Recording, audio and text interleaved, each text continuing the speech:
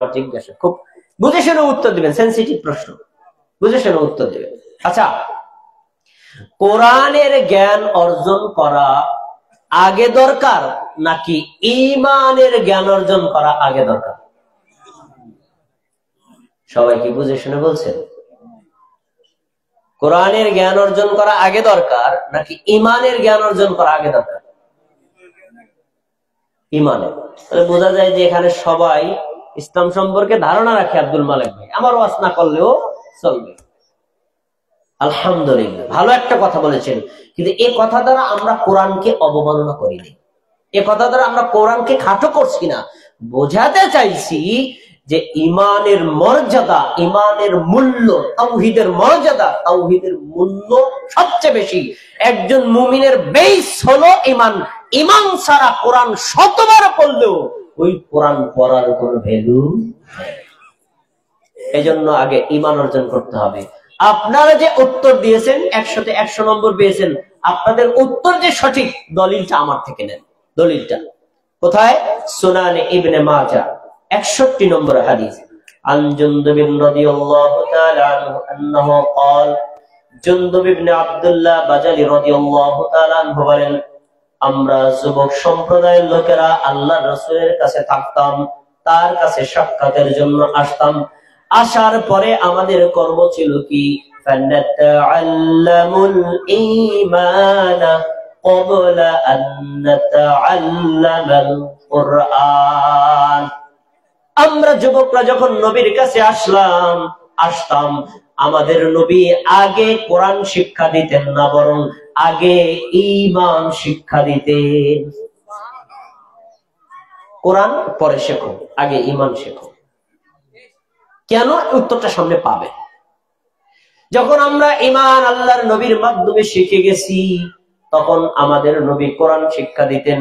কোরআন শিক্ষা দিতেন কেন? আমাদের যে ঈমানটা হলো ফাজতাদনা বিহি ঈমানা, কোরআনের মাধ্যমে আমরা আমাদের ঈমান যেন আরো তরু তাজা, শক্তিশালী, বড় এবং বৃদ্ধি করতে পারি। সুবহানাল্লাহ। তাহলে আগে শিখতে হবে ঈমান, তারপরে শিখতে হবে কোরআন। কোরআন যখন শিখবেন, আপনার ঈমান কি দুর্বল হবে না সবল হবে? এখন প্রশ্ন হলো, তাহলে আগে কোরআন শিখলে সমস্যাটা কি? আগে কোরআন শিখলে সমস্যা কি? গিরিশচন্দ্র সেন একজন ব্যক্তির নাম শুনছেন না শোনেন নাই? মুসলমান না? গিরিশচন্দ্র সেন মুসলমান। উনি কোরআন পড়ছে এবং কোরআনের 30তম পারার অনুবাদও করছে, অথচ এখানে আমরা অনেকে আছি 30তম পারার অনুবাদ জানি না।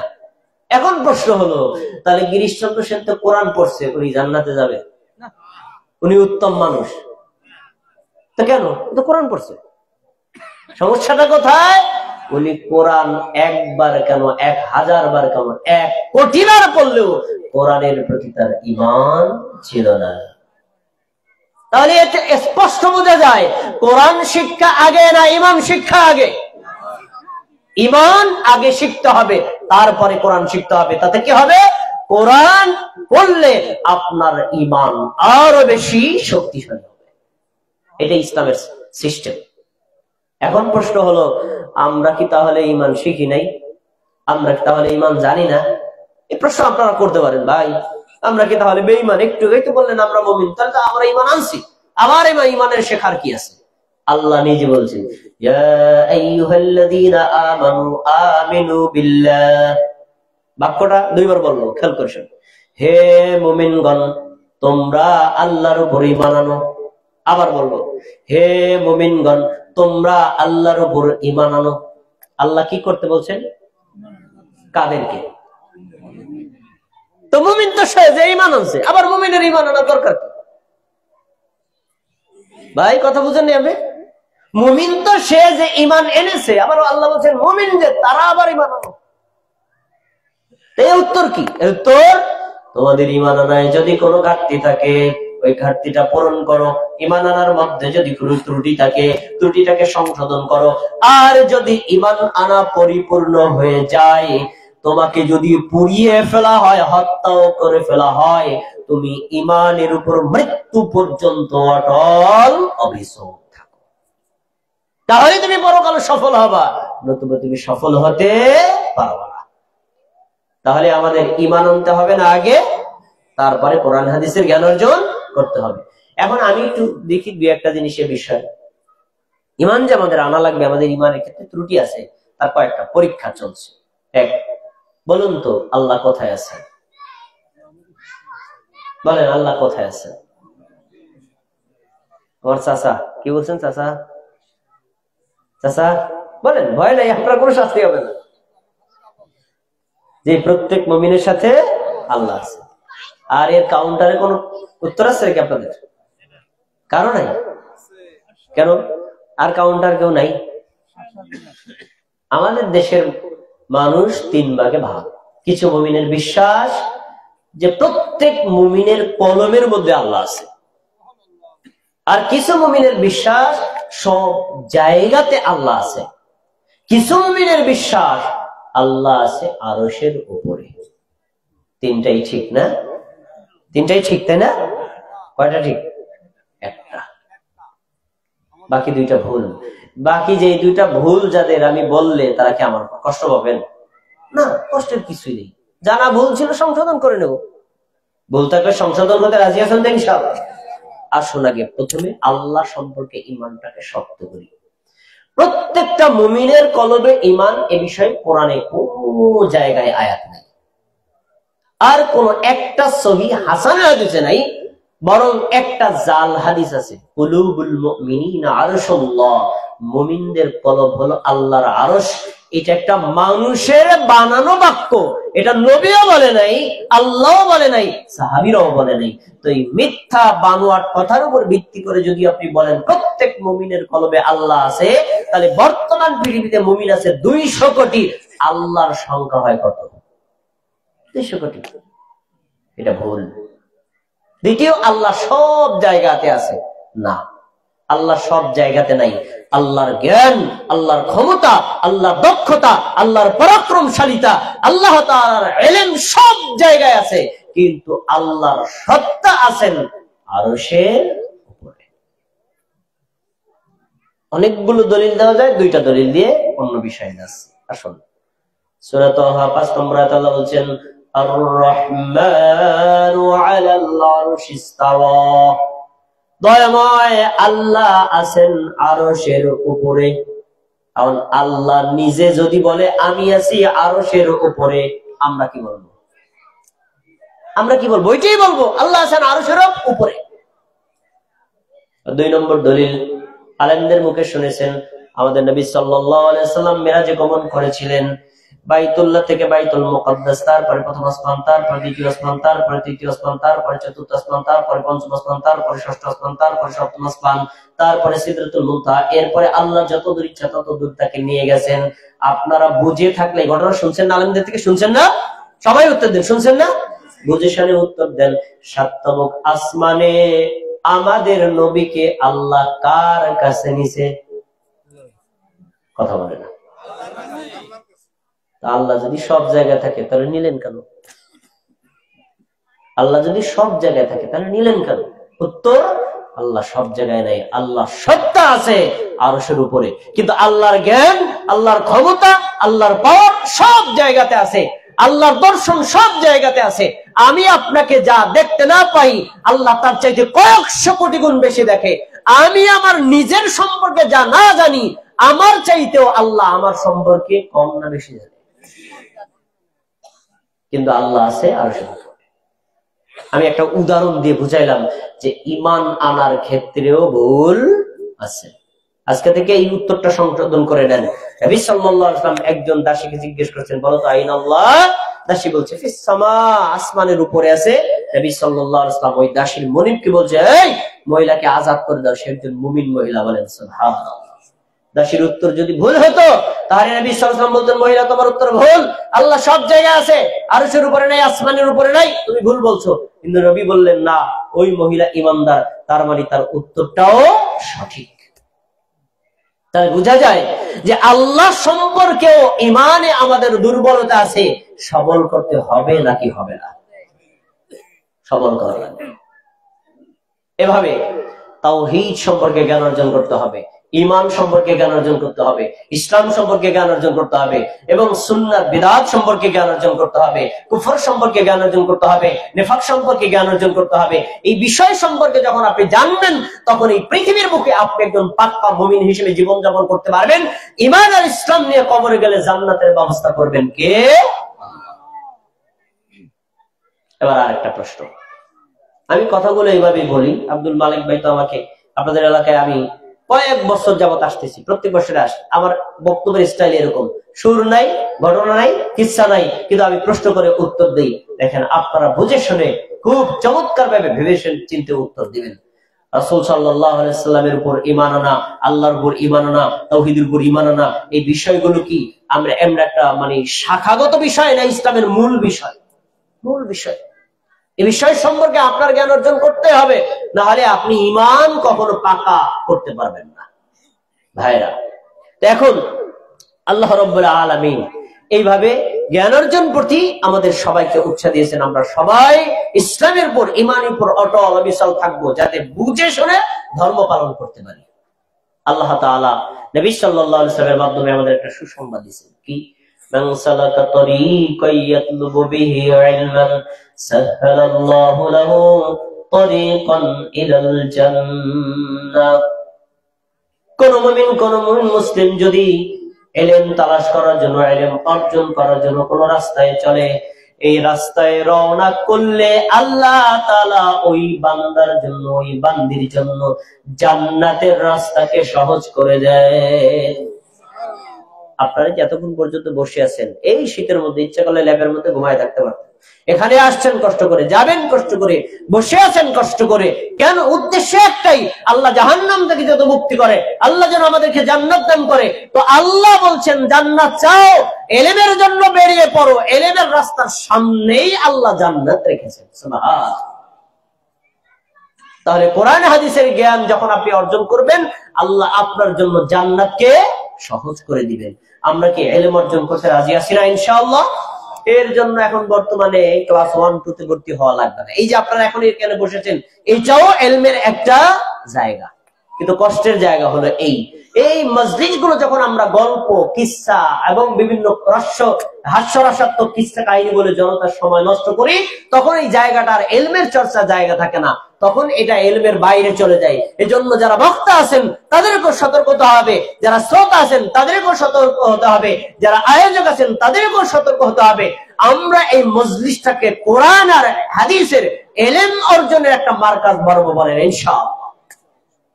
এরপরে আসো, যারা ইলম অর্জন করার জন্য নিজেরা যায়, নিজের সন্তানদেরকে মাদ্রাসায় পাঠায়, মসজিদে পাঠায়, কোরআন জানার জন্য, হাদিস জানার জন্য, ইলম অর্জন করার জন্য, স্বয়ং নবী মুহাম্মদ সাল্লাল্লাহু আলাইহি ওয়াসাল্লাম অগ্রিম কিয়ামত পর্যন্ত একটা সুসংবাদ দিয়ে দিয়েছেন। সুসংবাদটা কি আপনাদের জানতে মনে চায়? নবীর জামানায় যখন সাহাবীরা জ্ঞান অর্জন করতেন, নবী যখন দুনিয়া থেকে চলে গেলেন, সাহাবীরা দ্বীন প্রচারের জন্য নেমে গেলেন, তখন এক একজন সাহাবীর নিকটে অনেক তাবেঈরা এসে ইলম অর্জন করত।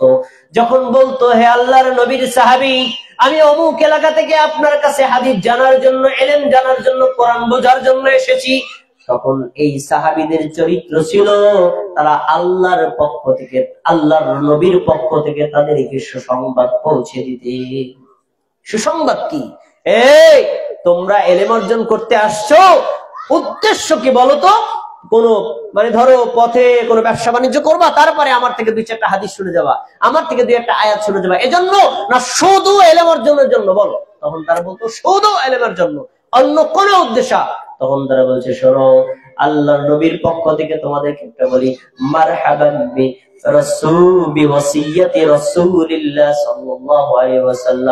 আল্লাহর নবী বলেছেন, শোনো, আমি মারা যাওয়ার পরে তোমাদের কাছে দলে দলে লোকেরা ইলম অর্জন করতে আসবে।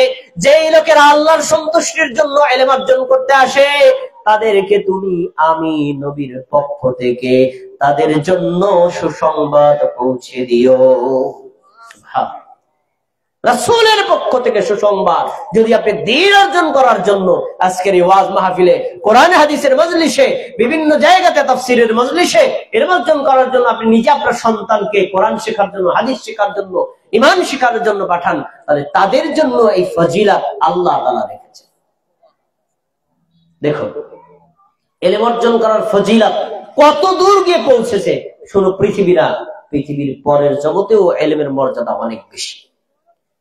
একটা প্রশ্ন করবো, উত্তরটা বুঝে শুনে দেবে। এবারা মানুষ মারা যাওয়ার পরে কয়টা প্রশ্ন হবে কবরে? ভালো করে বলেন, মানুষ মারা যাওয়ার পরে কবরে কয়টা প্রশ্ন হবে? 3টা বেশি বলছেন, আর 2-1 4টা বলছেন। অনেকে বলে যে ভাই আপনারা ইখতিলাফি কোনো বিষয় আলোচনা করবেন না, কোনো অনেক জনগণ উপস্থিত থাকে, তখন ঝগড়া লাগবে। শোনেন, ইখতিলাফ হতে পারে, কিন্তু এটা নিয়ে দলভেদ বানানো নিষিদ্ধ। আমরাই তো এখানে 2 গ্রুপে ভাগ হয়ে গেছি। কেউ বলছেন 4টা প্রশ্ন, কেউ বলছেন 3টা প্রশ্ন। ইখতিলাফ মতভেদ হয়েছে না হয় নাই? এখন যারা 3টা বলছেন, তারা যারা 4টা বলছেন, তাদেরকে কিলাইয়া তারপর এখান থেকে বের করে দিবেন? ইসলামের শিক্ষা দিচ্ছে না। তার কি করতে হবে? যারা 4টা বলছে তাদের দলিল চাইতে হবে, যারা 3টা বলছে তাদের দলিল চাইতে হবে। দেখবেন তখন আপনার আমি এক হয়ে যাবে।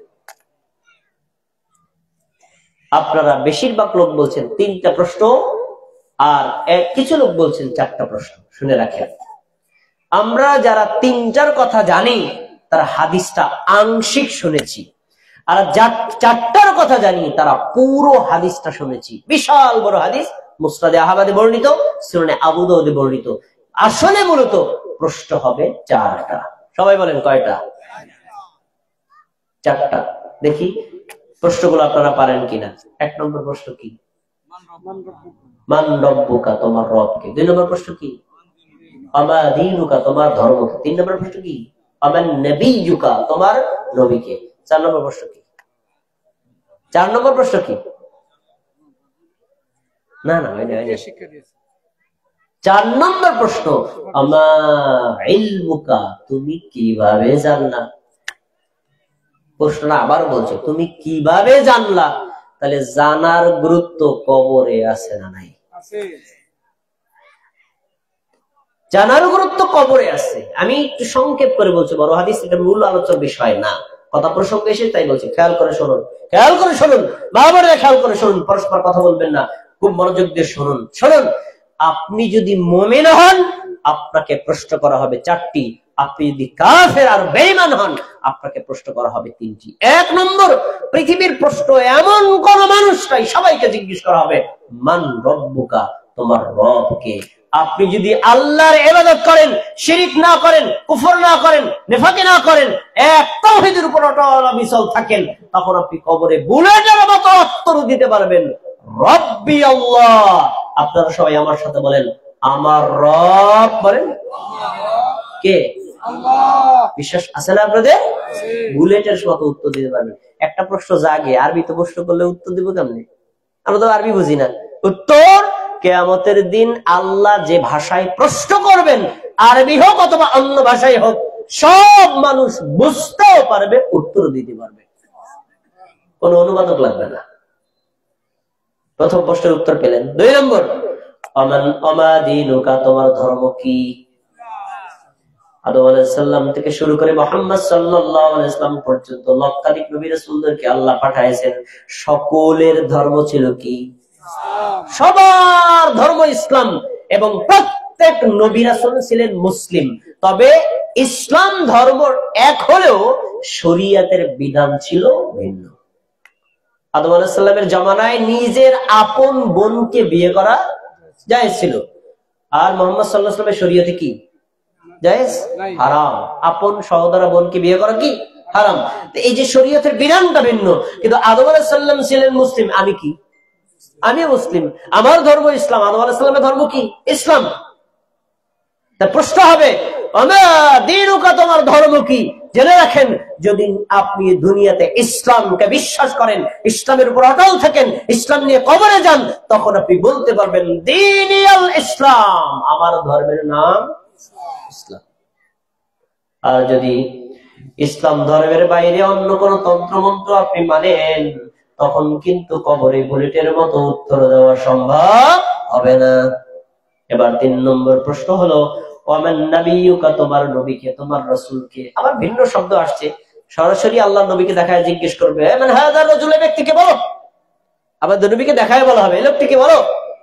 তখন যদি আপনি নবীর তরিকা মেনে ইবাদত করেন, নবীর তরিকা অনুযায়ী সালাত আদায় করেন, নবীর তরিকা অনুযায়ী হজ করেন, যাকাত দেন, নবীর তরিকা অনুযায়ী ফরজ আর নফল আমলগুলো করেন, তখন আপনি উত্তর দিতে পারবেন ওয়া মুহাম্মাদুর রাসূলুল্লাহ, তিনি হলেন আল্লাহর রাসূল মুহাম্মদ সাল্লাল্লাহু আলাইহি ওয়াসাল্লাম।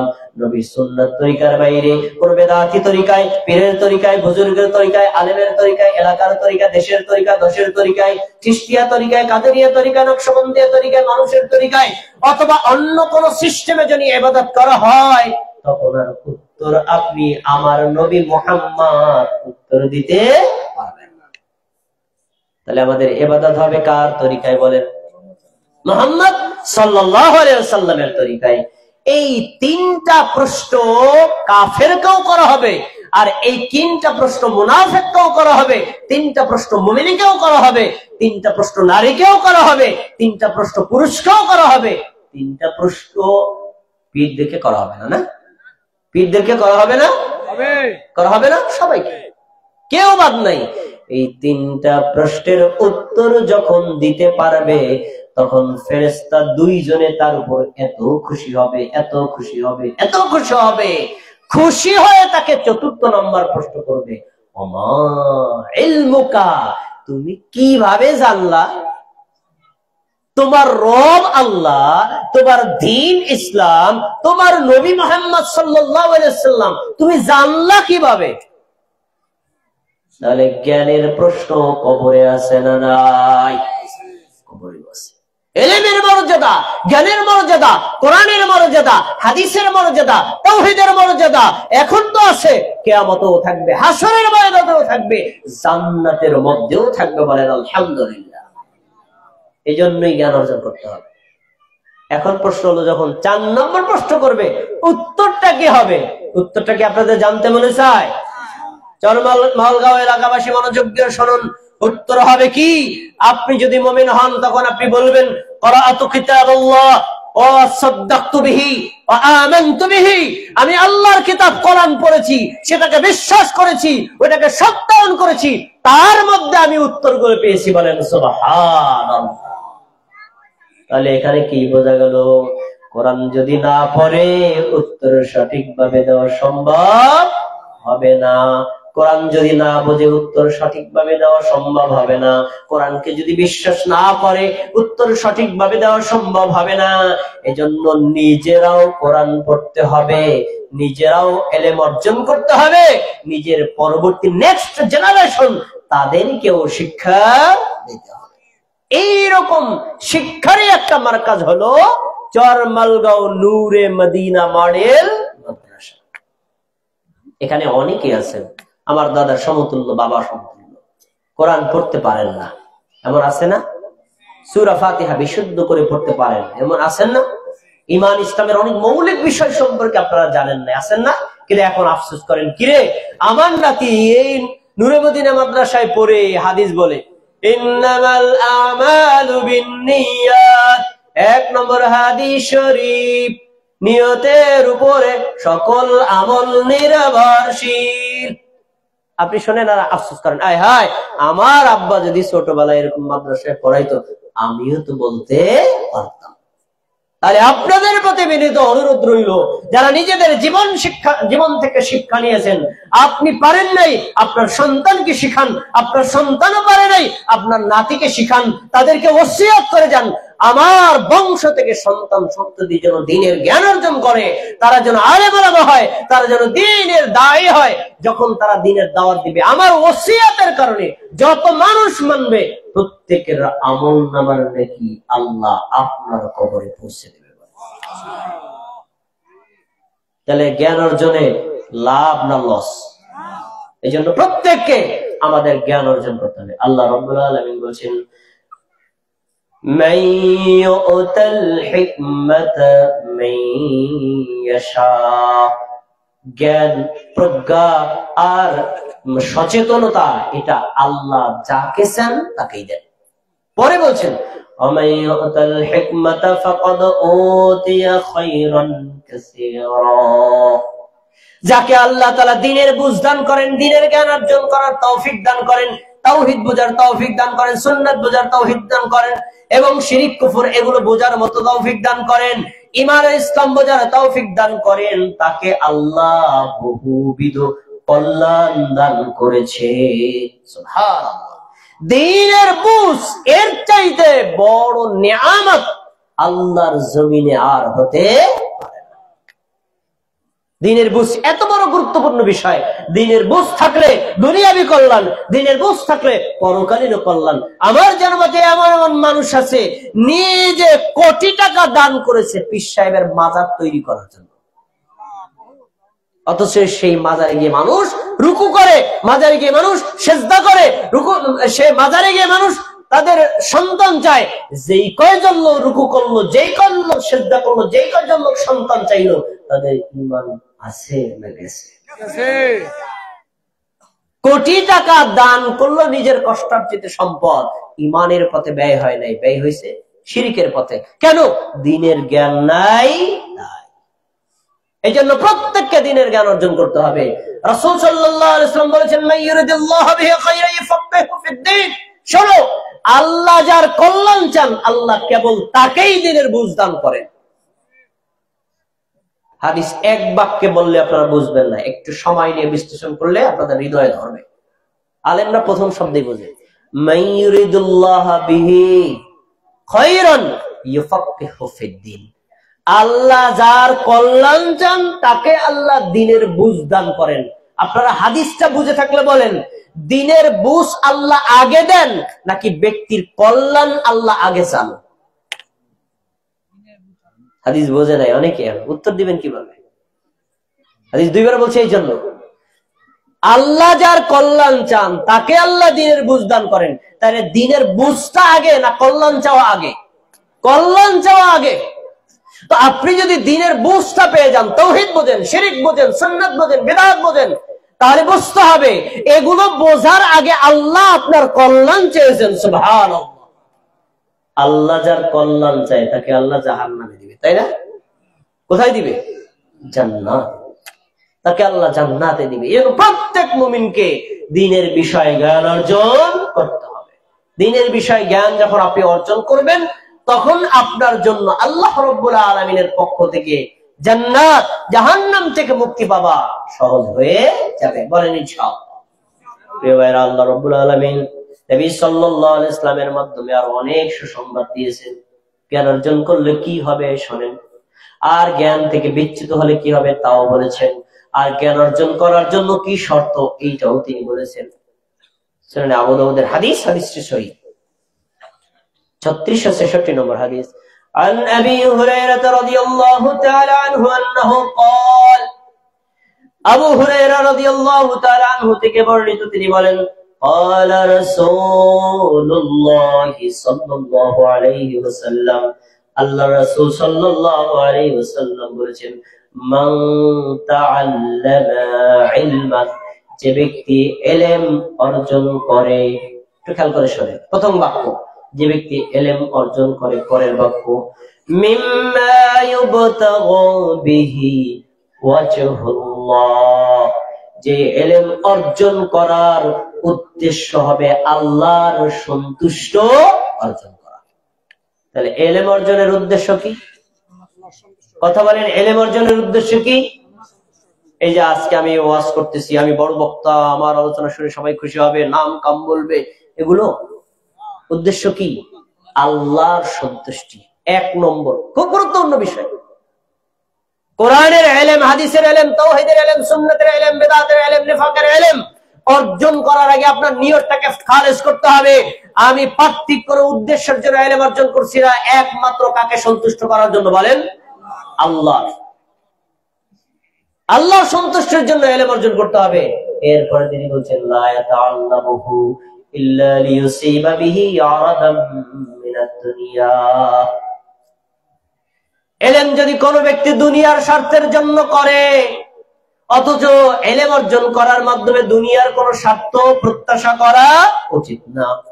যদি কেউ করে তাহলে আল্লাহর নবী বলেছেন, লাম ইয়াজিদ আরফাল জান্নাতিল ইয়াউমাল কিয়ামা। ওই ব্যক্তি মুমিন হতে পারে, মুসলিম হতে পারে, সে লোকটা জান্নাতে তো যাবেই না, জান্নাতের ঘ্রাণও পাবে না।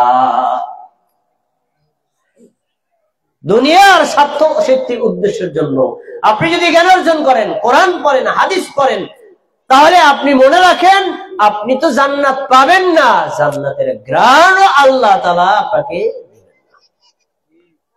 তাহলে ইলম অর্জনের উদ্দেশ্য কি? সবাই বলেন আল্লাহর সন্তুষ্টি। বলেন কার জন্য? ইলম অর্জন করব কেন?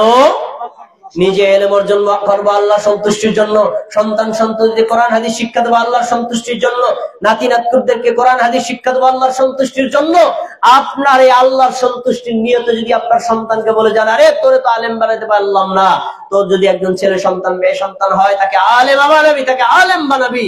আপনি যদি কবরে চলেও যান, এই সন্তান যদি আলেম হয়, সে যদি মানুষের সামনে এরকম দিনের দাওয়াত দেয়, যত মানুষ দিনের কথা বলবে প্রত্যেকের আমল নামার নেকি আল্লাহ আপনার কবরে পৌঁছে দেবে। দলিল কি আপনারা জানা আছে? ইযা মাতাল ইনসানু আনহু আমালুহু, ইযা মাতাল ইনসান, মানুষ যখন মরে যায়, ইনকাতা আনহু আমালুহু, সঙ্গে সঙ্গে তার সব আমলগুলো বন্ধ হয়ে যায়। মানুষ মারা গেলে তার আমল কি চলে না বন্ধ? নেক আমল বন্ধ, বদ আমল বন্ধ। তবে দুইজন ব্যক্তি, তিনজন ব্যক্তি আছে তাদের আমল বন্ধ হয় না। এক নম্বরে ইল্লা মিন সালাসা, ইল্লা মিন সাদাকাতিন জারিয়া, যে ব্যক্তি প্রবাহিত দান করে, সাদাকায়ে জারিয়া করে।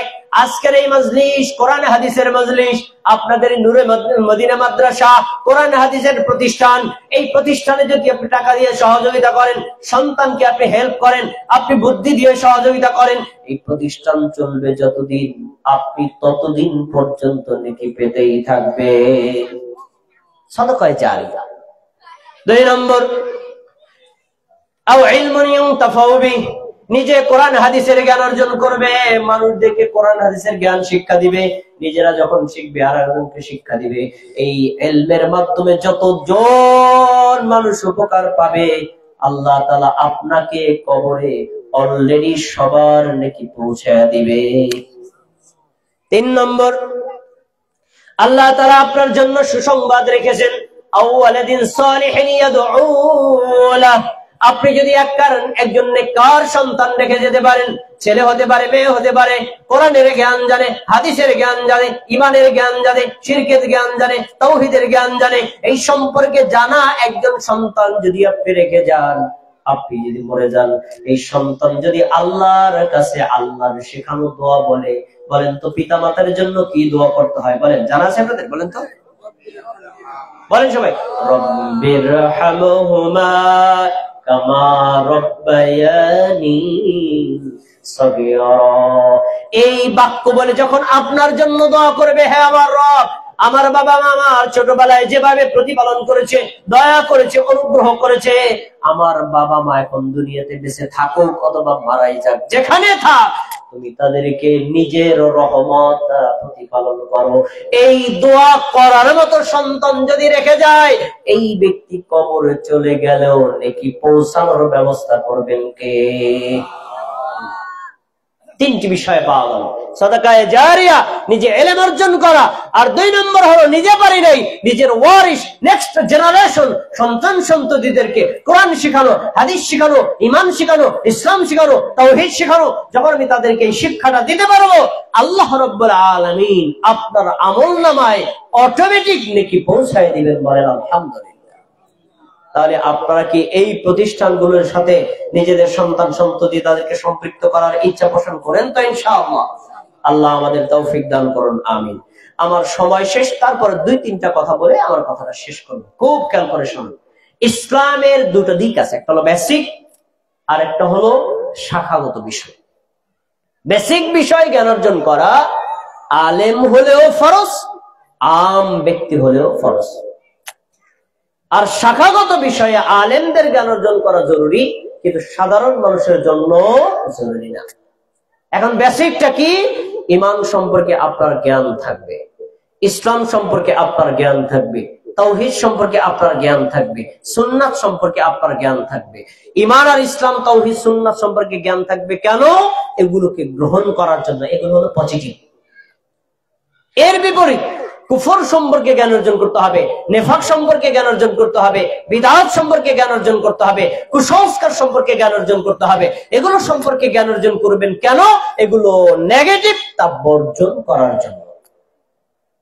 এগুলো হলো বেসিক, আপনার জানাই লাগবে। এরপরে কোরআন সম্পর্কে জ্ঞান অর্জন করতে হবে, হাদিস সম্পর্কে জ্ঞান অর্জন করতে হবে, কোরআনের উপর বিশ্বাস করা, কোরআনের মূল বিষয়গুলো আপনার জানা, এবং প্রতিদিন ৫ ওয়াক্ত সালাত আদায় করার জন্য যেই সূরাগুলো আপনার জানা দরকার সেই সূরা কমপক্ষে আপনার মুখস্থ থাকা, এবং কোরআনের এই আয়াতের যে বিষয়গুলো আল্লাহর পক্ষ থেকে অবতারিত, নিঃসন্দেহে নিঃসংকোচে এটা আপনার বিশ্বাস থাকা। এই কোরআনের বেসিক সম্পর্কে জ্ঞান অর্জন করা আপনার জন্য জরুরি। আল্লাহ তাআলা এখানেও ফজিলত রেখেছেন। রাসূল সাল্লাল্লাহু আলাইহি ওয়াসাল্লাম বলেছেন যে যে ব্যক্তি কোরআন তেলাওয়াত করবে, তার তিল সহ তেলাওয়াত করবে, আল্লাহ তাআলা কিয়ামতের দিন তাকে অপশন দিবেন। অপশনটা কি? ইকরা, পড়ো। সবাই খেয়াল করে শুনুন, আমার কথা শেষ। ইকরা, পড়ো। অরাত্তিল কামা কুনতা তুরাত্তিল ফিদ দুনিয়া, সেইভাবে শান্তশিষ্টভাবে তার তিল সহ করে পড়ো যেভাবে দুনিয়াতে পড়ছিলা। তাহলে দুনিয়াতে হদর পড়লে কিয়ামতের দিন চান্স পাওয়া যাবে না। দুনিয়াতে যদি আপনি শান্তশিষ্টভাবে তার তিল সহকারে পড়েন, পরকালে আল্লাহ আপনাকে বলবেন অরাত্তিল কামা কুনতা তুরাত্তিল ফিদ দুনিয়া, দুনিয়াতে যেভাবে শান্তশিষ্টভাবে পড়ছিলা আজকে সেভাবে পড়ো। তারপরে বললেন অরতাকি, পড়ো আর আরোহণ করো, যেখানে পড়া শেষ ওটাই তোমার জান্নাত। বলেন সুবহানাল্লাহ। কোরআনুল কারিমে ৬২৩৬টি আয়াত আছে। প্রত্যেকটা আয়াত যদি আপনি তারতিল সহকারে পড়েন, বিশ্বাসের সাথে বলেন, কিয়ামতের দিন আল্লাহ তাআলা আপনাকে ৬২৩৬টা স্তরের উপরে জান্নাতে স্থান দিবেন। সুবহানাল্লাহ। আপনি পারেন নাই, আপনার ছেলেকে পড়াবেন। আপনার ছেলেকে পারেন নাই, আপনার সন্তান নাতি যারা আছে তাদেরকে পড়াবেন, তাহলে এই অপশন তারা পেয়ে যাবেন। এরপরে ইসলামী আইনের দ্বিতীয় উৎস হল হাদিস। হাদিস সম্পর্কে আপনার মৌলিক কিছু জ্ঞান থাকা লাগবে, এবং মূল যে ইসলামের বেসিক যে বিষয়ের সাথে রিলেটেড হাদিস, এগুলো সম্পর্কে জ্ঞান অর্জন করতে হবে। হাদিসের জ্ঞান অর্জন করার ব্যাপারে রাসূল সাল্লাল্লাহু আলাইহি ওয়াসাল্লাম উৎসাহ দিয়েছেন। রাসূল সাল্লাল্লাহু আলাইহি ওয়াসাল্লাম এর কাছে একজন ব্যক্তি প্রশ্ন করছেন, তার নাম আবু হুরায়রা। আল্লাহ রাসূল, মান আসআদুন নাসা বিশাফাআতিকা ইয়াউমাল কিয়ামা, আপনি বলেন তো কিয়ামতের দিন আপনার সুপারিশ পেয়ে, শাফাআত পেয়ে সৌভাগ্যবান ব্যক্তিটা হবে কি? আবু হুরায়রা আমাদের নবীকে প্রশ্ন করছে, কিয়ামতের দিন আপনার সুপারিশ পেলে তো সে জান্নাত, তাতে কোনো সন্দেহ নাই। এই সৌভাগ্যবান লোকটি কে? রাসূল সাল্লাল্লাহু আলাইহি ওয়াসাল্লাম বলেছেন, আবু হুরায়রা, লাকাদ যানানতু, আমি ধারণা করলাম এরকম গুরুত্বপূর্ণ বিষয় তুমি ছাড়া আর কেউ প্রশ্ন করতে পারবে না। কেন? আমি দেখেছি লামা রাআইতু আন্না হিরসাকাল হাদিস, হাদিসের প্রতি তোমার তীব্র আকাঙ্ক্ষা। তুমি আমার হাদিসগুলো জানতে চাও, আর হাদিসের জ্ঞান যার যত বেশি, ইসলামের গভীর জ্ঞান তত বেশি। তুমি যে প্রশ্ন করেছো, এরকম চমৎকার প্রশ্ন কেউ করতে পারবে না। উত্তরটা শুনবা, শোনো। আসআদুন নাস বিশাফাতি ইয়াউমাল কিয়ামাহ মান ক্বালা লা ইলাহা ইল্লাল্লাহ খালিসাম মিন কলবিহি। পৃথিবীর যে জায়গাতে বসবাস করুক, বাংলাদেশ, সৌদি আরব, ইংল্যান্ড, আমেরিকা, যেখানেই থাকুক, সে নারী হোক আর পুরুষ হোক, কোন ব্যক্তি যদি এই বাক্যটা হৃদয় থেকে বলে, খালিস, অন্তর থেকে বলে, বিশ্বাসের সাথে বলে, লা ইলাহা ইল্লাল্লাহ, সবাই বলেন। এর উপর বিশ্বাস আপনাদের আছে না নাই? এটাকে বলা হয় কালিমাতুত তাইয়্যিবা। কালিমাতুত তাইয়্যিবা, লা ইলাহা ইল্লাল্লাহ, যে বিশ্বাসের সাথে বলবে, সে পৃথিবীর যেই জায়গায় হোক, আমি নবী তাকে সুপারিশ করে জান্নাতে পৌঁছাবে। আল্লাহ তাবারাকা ওয়া তাআলা আমাদের সবাইকে কোরআন, হাদিস, ইসলামের বেসিক বিষয় সম্পর্কে জ্ঞান অর্জন করার তৌফিক দান করুন। এবং আমরা যদি একেবারে অক্ষম হই, আমাদের নেক্সট জেনারেশন এই নূরে মদিনা মাদ্রাসা সহ দ্বীনের যে সকল প্রতিষ্ঠানগুলো আছে সেগুলোর মাধ্যমে আমাদের সন্তানরা যেন ইসলামের মৌলিক জ্ঞান অর্জন করতে পারে, সেই তৌফিকও তাদের দান করুন। আল্লাহ রাব্বুল আলামিন আমাদেরকে সুস্থ সবল রাখুন। আজকের মজলিসকে কবুল করুন। আল্লাহ রাব্বুল আলামিন আপনাদের সবাইকে কবুল করুন। আমিন। আসসালামু আলাইকুম ওয়া রাহমাতুল্লাহি ওয়া বারাকাতুহু। আলহামদুলিল্লাহ, আমরা এতক্ষণ